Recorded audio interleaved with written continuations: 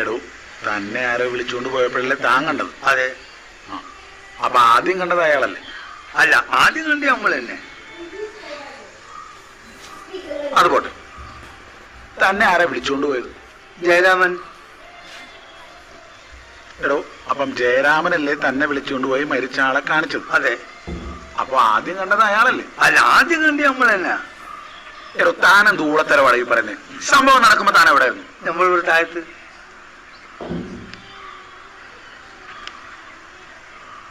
ഇക്കയുടെ കല്യാണമൊക്കെ കഴിഞ്ഞാണോ? ഓ, അതൊരു 3-4 കഴിഞ്ഞിരിക്കുന്നു.